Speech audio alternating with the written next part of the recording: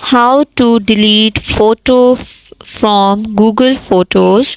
Firstly, open the Google Photos app in your phone or in your Android as well as in iPhone.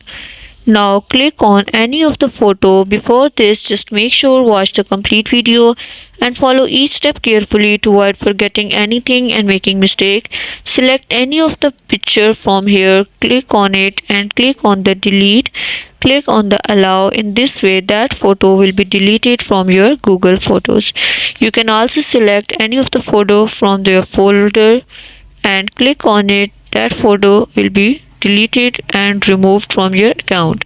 Thank you so much. That was all. Please consider showing your support by commenting, liking, sharing, and subscribing to our channel for more valuable content in the future. Your engagement is highly appreciated. I wish you very, very good luck. Thanks.